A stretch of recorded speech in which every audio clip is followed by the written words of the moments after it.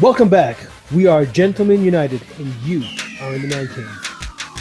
CJ Abernathey of South Dakota is the father of a little girl who just celebrated her 7th birthday, yet who he has not been allowed to see.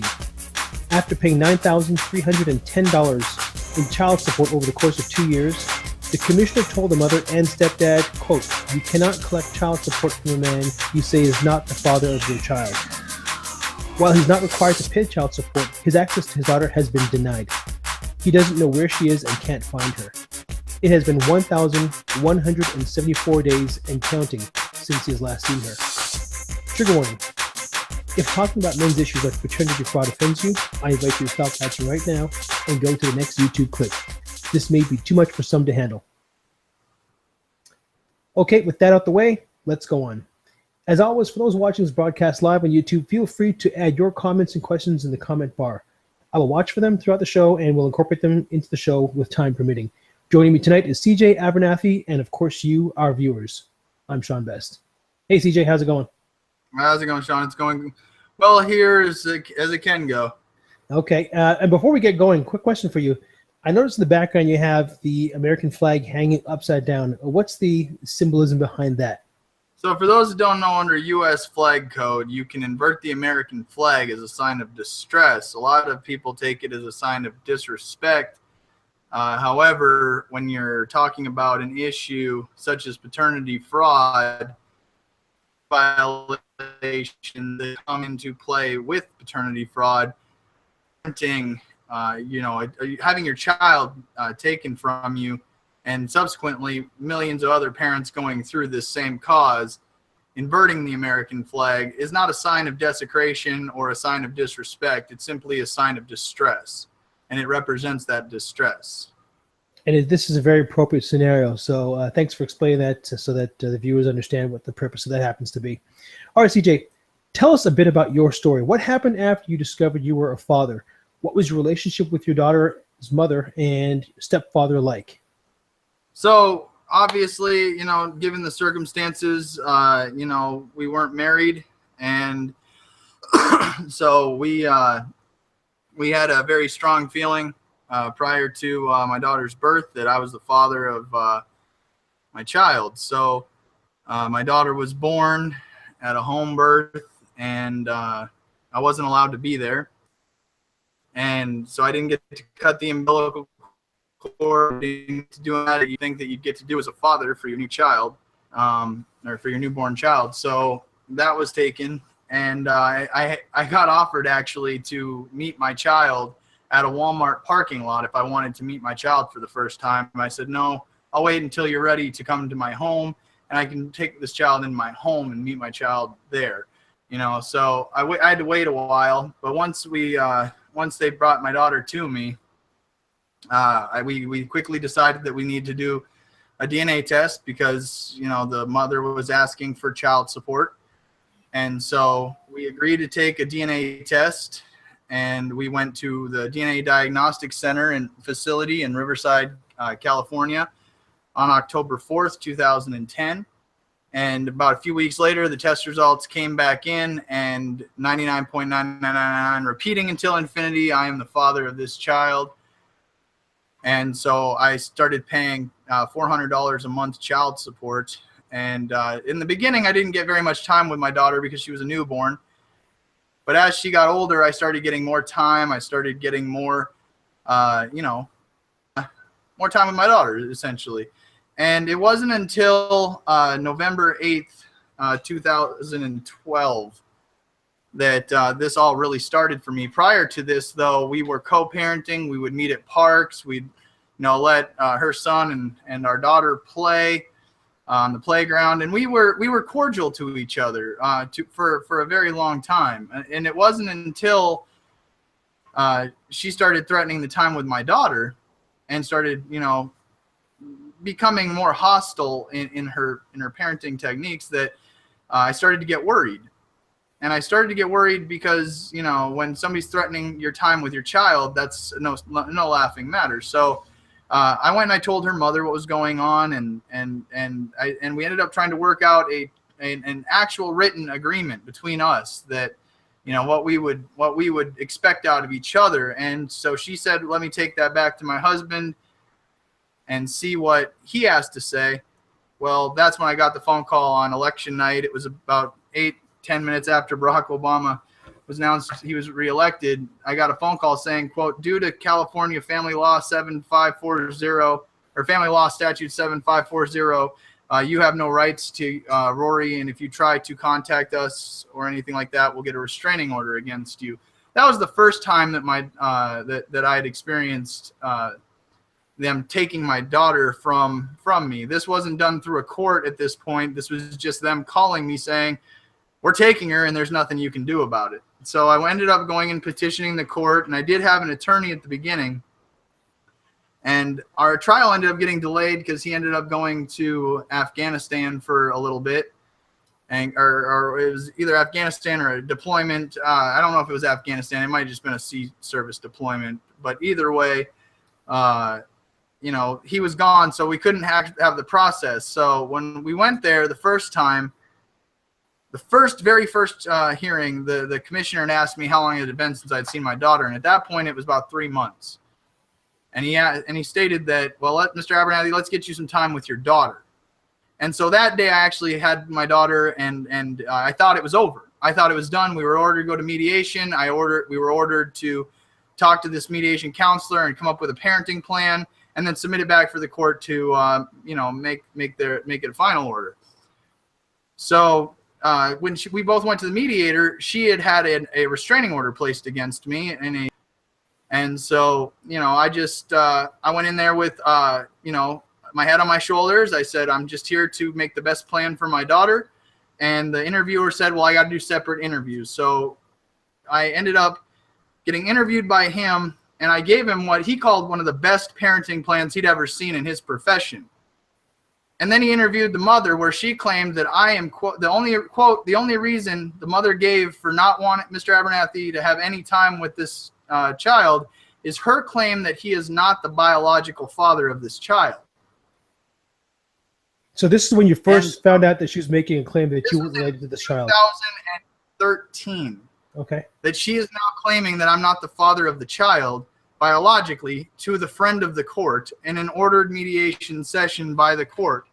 So, we had the DNA test done 2.5 years prior to her making this statement. And in that 2.5 years, she collected $9,310, like you're saying, in child support. And I ended up setting up those transfer payments from my Chase bank to her Chase bank account. And every time I'd pay child support, I put child support in the memo, and I hit send, and it went off to her. And I kept that transaction, record just for myself to be able to, when people are like, oh, you don't pay child support, you must be a deadbeat. It's like, I was paying. So do you hear that a lot? Because I know that people like to, that's a common shaming tactic that people use. Oh, yeah. Is to call you a deadbeat dad, even if you are making the payments, because the mother may, I imagine in your case, based on what you're saying, may claim that you are not making child support payments. Is that what happened? Well, no, I don't know if she's going to claim that it. I don't think she can legally claim that it wasn't child support, given the fact that in the memo of every transaction it said child support. So she'd have to see that before accepting it. And that is actually her financial acknowledgement of my paternity. So under federal law, paternity establishment can happen two ways: by voluntary acknowledgement from the mother, or by a court-established ruling. So her acknowledgement of my paternity was both financial, physical, emotional. I held this child out with no problems as my own, even got her name tattooed on my forearm. And this was when she was only a year old. This was even before the problems even started to manifest in our case. So, So I have a question for you, CJ. Have you tried to see her? And if so, what happened when you tried to see her? Since this, of course. So I have been always trying to see or to have communication with my daughter. I've always wanted this to be allowed to have happened. I've said this before. As quick as I can get anybody else on my cell phone and talk to them, the hardest person in the world for me to get into contact with is my daughter. And so as far as that goes, in the beginning of this, there were some restraining orders. There were some, you know, her making claims of fear for her safety and things like that nature, which, you know, obviously still to this day, I haven't harmed a hair on her head. So, you know, what's keeping this fear going is beyond me, you know. So how has this impacted your life, CJ? I mean, I know that you missed your daughter's 7th birthday recently. I missed her 7th, her 6th, her 5th, and her 4th birthdays. So you've missed 4 birthdays in a row, and you haven't seen her in any space and time in those 4 years. In those 4 years, you haven't seen her at all. The last words that I heard or seen with my daughter in the same audible range, is her mother saying, "Say goodbye to CJ," as she put my daughter into the car and drove away. And so, you know, this is in South Dakota. Was this in South Dakota, or was this someplace else? It was in California. I moved to South Dakota about a year ago or so. My mother's about 2 hours north. My dad's about 3.5 hours northwest. So I moved out here, and we got a nice home out here now. So, you know, our living conditions where we were living before were a little more cramped for a growing family. So we wanted to get. You have a family now. You're married with kids now. So I have a girlfriend and we have a daughter. She is 2, about to be 3 in October. Her name's Aubrey.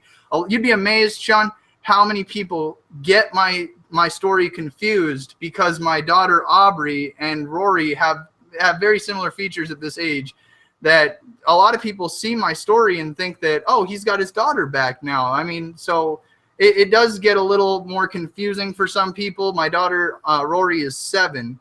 And my daughter Aubrey is about to be 3. So the pictures you see of me and Aubrey, that's not me and Rory. That's me and Aubrey. And Aubrey had never met her sister Rory. Rory knew that she was we were expecting Aubrey during this whole process. She knew she had a sister on the way, and you know, they used to film us. The mother and the stepfather would bring their camcorder down and sit there, and they'd like camcord us, like old school camcorder.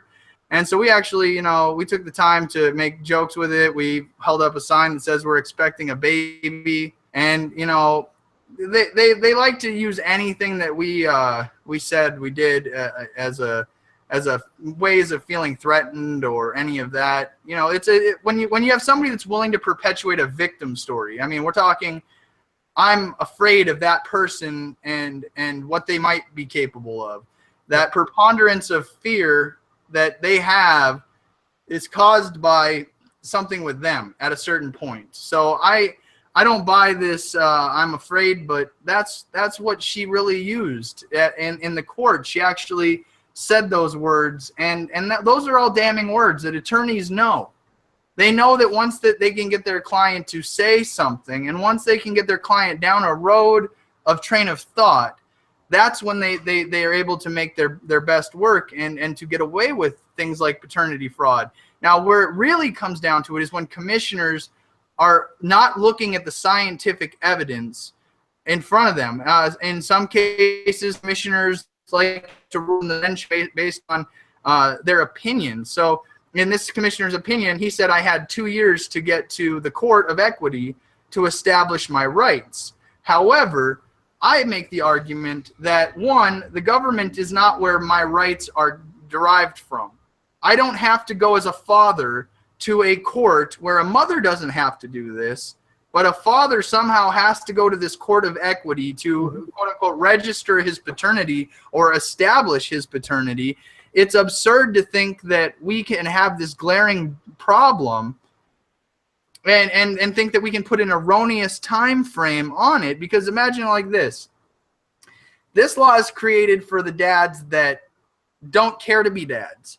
They don't care that they have children. They don't want to support these children. They have no interest in being a father, and that they're going to run away.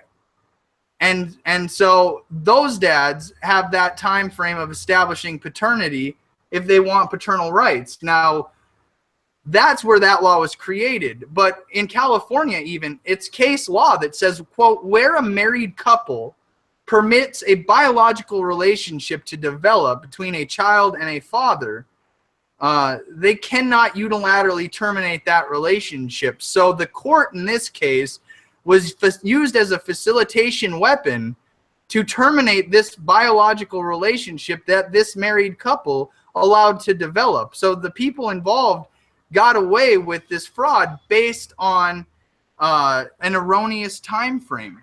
You have a girlfriend now. You have a daughter with you now, Aubrey. How is this affecting their lives? Well, obviously, my girlfriend's been with me through all of this. She was actually a witness at my court case. She was there through the whole process. She was in the courtroom, and so she has a different perspective than anybody else on this planet right now of what the view is from the significant other who is going through the paternity fraud from the biological father's standpoint. Right. So what have her words been? What has she said about it? Well, she's obviously disgusted herself, and it's one of those things where, as a woman, she's told me that it's not it's not the subject that most women want to acknowledge, but it's one of those subjects that if women don't acknowledge it, men will suffer from it. Their sons will suffer from it. Their boyfriends, their grandfathers, and it's so really she gets it. In fact, she's in contact with her own little group of women that you know, they've come together as well, they're called second wives, and against paternity fraud. And you know, they have talks in there, they have support in there that, you know, for women that are understanding that paternity fraud is wrong, and that it's going to take actual women that will fight for men's rights issues like paternity fraud. That until we have that, you know, she just gets to watch the pain. She's very understanding in my work as far as the movement of paternity fraud and family law reform goes. She's gone to the Capitol building with Aubrey and myself. We went down for the paternity fraud rally in Washington State and met a bunch of great people. She held the camera for me while I was speaking. You know, so having her with me has been some strength. Has given me strength to get through these bad days. She's an incredible mother to Aubrey, and Aubrey, it literally is the reason why I know I wake up in the morning, and the first, she could wake me up smacking me in the face and tell me she wants a bowl of cereal, and you're perfectly fine with it. And I'm just happy she woke me up. And question for you. So, and I think maybe if anybody who's seeing this clip hasn't seen the 3 previous parts to this show, Women Against Paternity Fraud, where we interviewed Diana Thompson, who leads that group called Women Against Paternity Fraud out in California. Carnell Smith, who is one of the preeminent representatives of people fighting against paternity fraud in the U.S. and who was able to actually get laws changed here in the state of Georgia.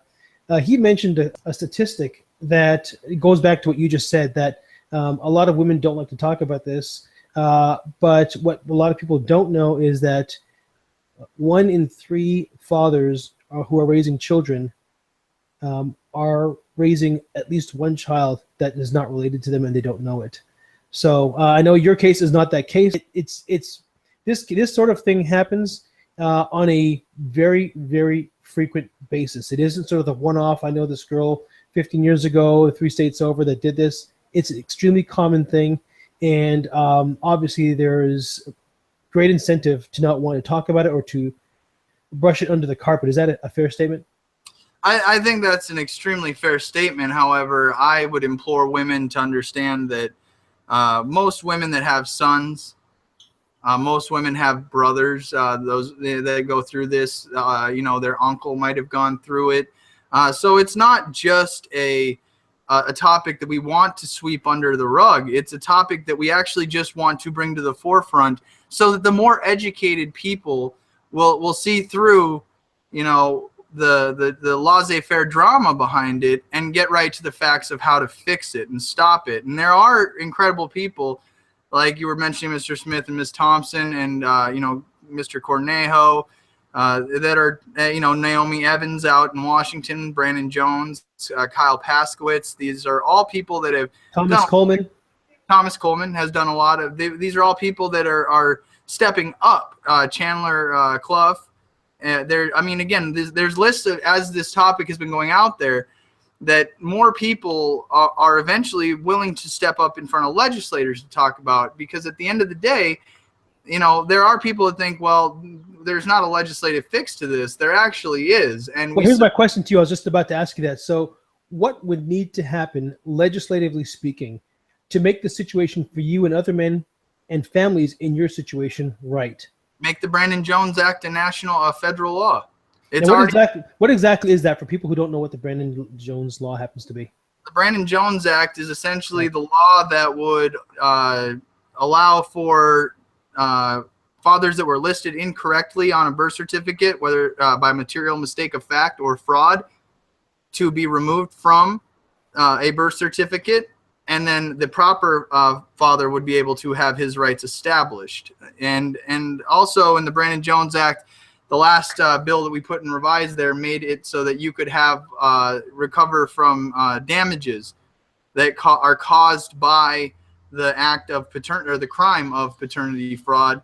And so what we have is a way for victims to have recovery, and a way for biological fathers who are definitely wanting to be fathers to put that name correctly on the birth certificate. But more importantly, like in a case like Gabriel's, where scientific evidence can prove you're not the father of this child, you should be able to be disestablished from that birth certificate. The problem that we're having is that in these committees, a lot of legislators don't want to make paternity fraud a crime. It will end up with women put in jail because, and I mean, again, only for malicious intended cases. So if, let's say, you know, it's you know, she doesn't know who the father is necessarily, she puts the wrong one by mistake, oops, it's a mistake, you know, that's one thing. But to scheme or to plot to essentially deliberately and with intention to defraud somebody, or especially when it gets into the courts, to defraud the court or the government itself. So what a lot of people, again, don't know is that Title IV funding of the Social Security Act, which is, you know, I might be going into a little bit more advanced, but Social Security was designed to be a safety net. So what the family law courts and the state and the national bar associations did, this Social Security piggy bank to be created to get child support. And so the states get matching funds for child support orders, and these child support orders are based on paternity establishments, the number of them that they do each year. So if you have 85, let's just say 85,000 new paternity establishments in a state, and those 85,000, 75,000 are correct and 10,000 are wrong, the state does not have a problem conceding those incorrect paternity establishments because somebody is established, and they don't. And that. And so the point you're basically making here is that 10,000 difference, the fact that they got the wrong guy, the guy who can prove with forensic DNA evidence he is not related to that child, is not good enough to clear you of an improper or malicious child support naming on a birth certificate. What is your group Disgusted Dads about? What is your goal? What do you hope to achieve, and how are you going about it? So Disgusted Dads, you can check us out at www.disgusteddads.com. Our website's up. We actually just opened up a place for our audience and our supporters to get Disgusted Dads t-shirts, sweatshirts, and coffee mugs. To help support our cause, we have the Million Parent March coming up in September. So we're hoping that with enough support from supporters that we'll be able to take this message to DC and be able to discuss paternity fraud on the level that it needs to be, with legislators that are going to be willing to listen. www.millionparentmarch2017.org. And that'll give you all the event information for what they call the Million Parent March. Now, the Million Parent March will be on September 18th at the Lincoln Memorial, and we'll be marching from the Lincoln Memorial to the White House over to Congress. Then the next day, there's going to be a paternity fraud panel at Senate Park at Area 5. In the morning, it'll start. I believe the start time is about 9 o'clock. We're hoping to have legislators out there, representatives that'll be willing to come out and listen. And Disgusted Dads is just going to be one entity that's there. You know, we talk about all different aspects of what the common causes of dads are, paternity fraud being one of them, the family law courts and those structures being another, the ties to them, the whole process. A disgusted dad is somebody that has gone to court, knows that this is a kangaroo court, a facade, and we have women that support this too. We have women's shirts available on our website. You can get them. I think I saw you have different color choices. You have pink and purple and light gray for the girls. Their brother has been involved in paternity fraud, or either way, even if you're like on the family of the woman that is perpetuating this, you're still affected by this too. And so that's where it becomes more than just myself. It becomes everybody else that's impacted. I sit here every day and I look at my daughter's picture right here on my yeah, and this is her first school picture. I don't know if I'll be able to get this year's because, you know, it's malicious is what it is. Starts on September 17th. Is that what you said? 17th? So the Mother of All Rally weekends is that weekend. So there'll be events and a lot of different causes that are not just paternity fraud out there. My goal is to be out there for that event, to walk around to different groups and see what other people have going on, and to just educate people about, you know, Disgusted Dads, about what we're doing against paternity fraud. The family law courts, the Department of Education is involved in a lot of these cases. To say that it's a sign of hate or anger, it's not necessarily hate and anger, because those are clearly distinctive emotions. But so is disgusted, and I find Disgusted Dads to be more of a symbol of disgust for the system, for the laws that are established that protect people that perpetrate these crimes on children. So that's why I think it's important to understand that we can get caught up in trivial meaning of a name or a brand, but what is the common factor and thread for all of us in this? It's the court system itself. For a lot of people, you know, they think that, oh, it's just that individual's problem. It's just his problem on this Thursday. Well, no, it's actually everybody's problem. It doesn't matter if you're a Republican or if you voted Democrat. You could be the biggest Hillary Clinton supporter or the biggest Bernie supporter or Gary Johnson or Donald Trump. Any of these candidates, they'll still take your money just the same. Your name can still be put on a birth certificate incorrectly or omitted from it without any action or justice that's available to you. It doesn't matter if you are rich. It doesn't matter if you are poor. You know, and I'll go to this. I said this before, Sean. Senator Pam Roach of Washington State said this publicly twice, once in session and once on the steps of the Capitol building. A woman can have sex with a man on Monday, Tuesday, Wednesday, Thursday, Friday, Saturday, and twice on Sunday. End of the week, she can go back and pick which man she wants to put on the birth certificate, and there is nothing that man can do about it. And if that's coming out of a representative's mouth, very serious. That's actually kind of scary. So, and quite frankly, the way I understand it is, even if she has sex with nobody on those 7 days, she can still pick any name she wants. Sex is not required for her to say it's Joe Schmo. She could put any name in that birth certificate. Sperm bank, and then go claim it's that guy over there. Essentially. Right. And so, but you know, a lot of the time though, in this conversation of paternity fraud, I hear a lot of people that make excuses for, okay, well, maybe it was this that caused them to do that or that. And listen, nobody's saying that multiple reasons what would draw somebody to put the wrong name on a birth certificate, but where it's done maliciously and with the intent to defraud, that should be criminal. Yeah, and that's basically, then we're talking also about perjuring yourself in front of the courts. Now, CJ, as we wrap up here really quickly, is there anything else that you'd like to plug? Now, you did talk about the pair of the shirts the coffee mugs, the sweatshirts from Disgusted Dads website, and I'll put the link at the bottom of the page here. When people purchase those shirts, are the funds going to something to help support, for example, the Million Parent March on September 7th in DC? Yes. So the funding is going to go to the Disgusted Dads going to DC, and we're going to be contributing to the millionparentmarch.org. There are costs associated with going. March. This is just our way of raising those funds. We're not. This is just a 21-day campaign on our website. It's actually not the final store product.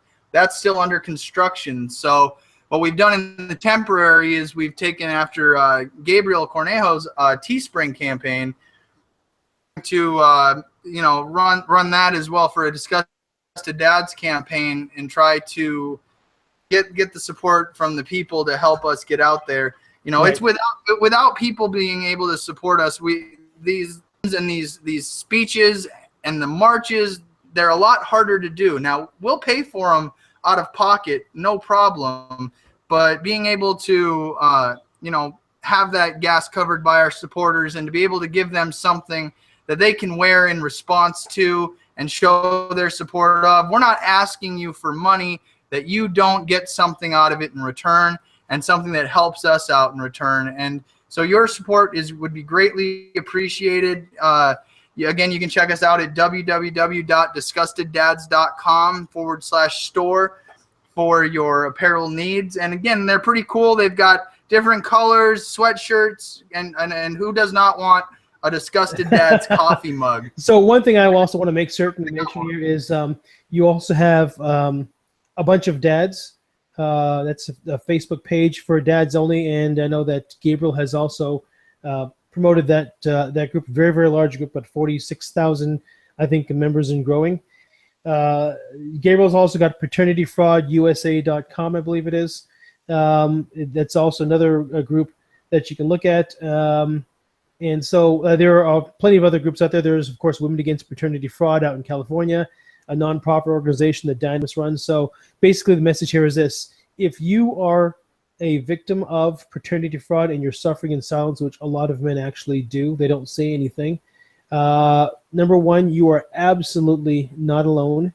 Number two, there is support out there for you. Other people who understand what you're going through, who have advice to give you on how to get through different phases of this process. There are 3 other parts to this show that I've already published earlier.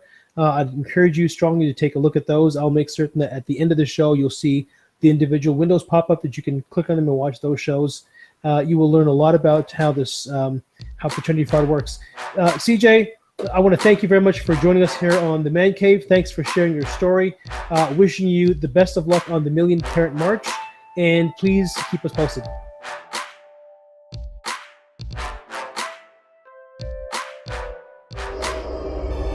Enjoyed the show? Like, share and subscribe. And thanks for joining us in The Man Cave.